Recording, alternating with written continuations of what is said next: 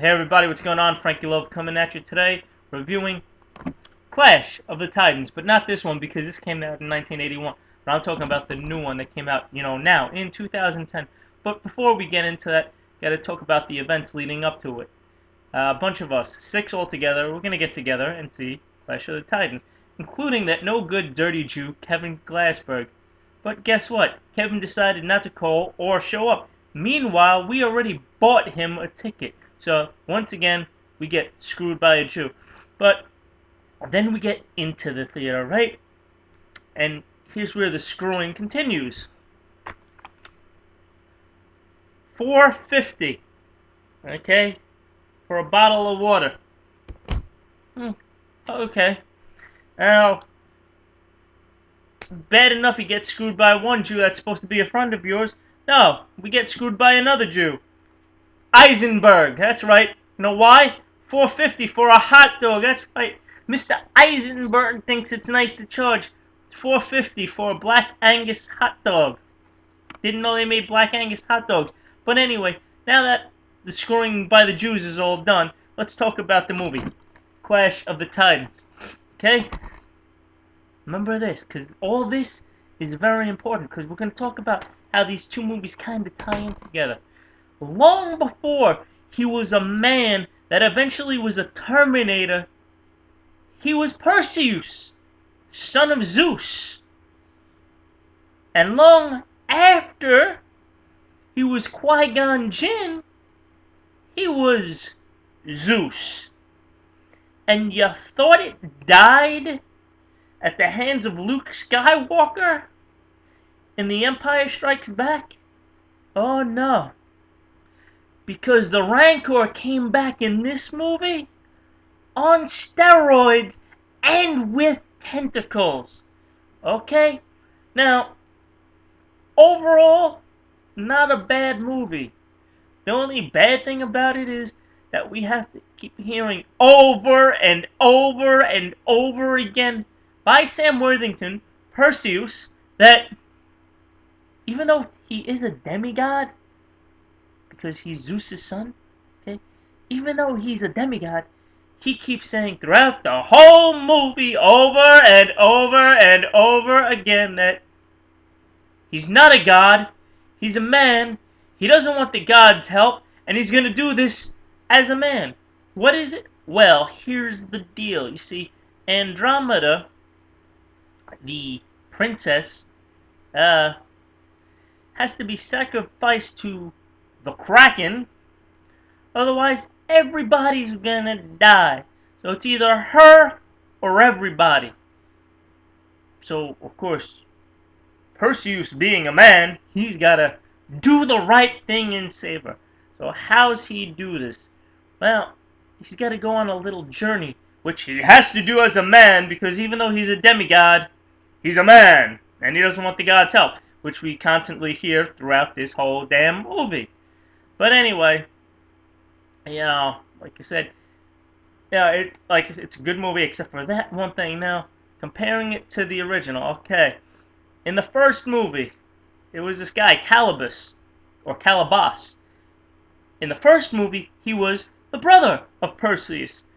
Now, in this movie, he's the stepfather of Perseus. Why do I say stepfather? Because you gotta remember, Perseus is the son of Zeus, and Zeus is a god, but somehow he had a baby. Why? Because he got a Earth woman pregnant. Now, the Earth woman he got pregnant, her husband is Calibas in this movie, unlike his brother in the first movie. Now, if you saw the first movie, you remember that goofy little owl? Yeah, well, guess what? He makes a cameo appearance in this movie. The only person or thing, so to speak, that makes a cameo in this movie. Why? Because, well, he's probably the cheapest thing they could get, to pay for this movie. Now, remember, first movie, Harry Hamlin, yeah, and look what he did. He went on to become a lawyer in L.A. L.A. law. But like I said, special effects in this movie, pretty good. Now in the original movie, Medusa, she was one ugly bitch. But in this one, she was smoking hot. Now, don't get me wrong, while she was smoking, she had a better rack on her in the first movie, but you know, hey, it is what it is. But yeah, she was smoking hot in this movie, considering she had snakes for hair. You know what I'm saying? But if you saw the first movie, it's the same premise as the first movie. Kill the Kraken with the head of Medusa. That's what happens in this movie. Uh, Going into it, I wasn't expecting much because it was pretty much slaughtered on a lot of websites, but it was good. Like I said, with the exception of him having to tell us over and over again about the whole God stuff and that he's human. Uh, if you have a choice between seeing it in 2D or 3D, I highly suggest seeing the 2D version because it just ain't worth seeing it, wasting your extra money to see it in 3D. Whoopity doo. Oh, I saw it in 3D. Something's coming at me. Who cares? You know what I'm saying? It would just spending that extra money. Well, who you'd be getting screwed by if you saw that. Spent the extra money to see it in 3D. And then also going into the movie, walk into the theater, and what do I see? A commercial for Clash of the Titans. That's right. We go in to see Clash of the Titans only to see a commercial for Clash of the Titans. Hello? I mean, is this a movie theater or a television set, But, trailers that they had the new A-Team trailer. The movie's gonna be awesome. Had the, Iron Man 2 trailer, had a couple other trailers which I can't think of at the time, but, definitely go see Clash of the Titans. Not this one, but the new one. But you can get this one on DVD for only $10. And it'll come with a coupon to see the new one, but the catch is you can't use that coupon until April 9th. Oh yeah, another trailer they did show, the new reboot, once again, another remake of a classic movie, Nightmare on Elm Street. That's right.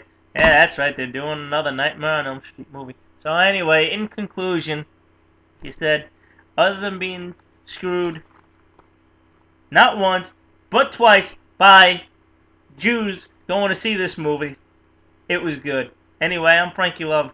Go out, go spend your money, go see Clash of the Titans, but not with Harry Hamlin, but with Sam Worthington, the Terminator. Yeah, I didn't think he was a Terminator.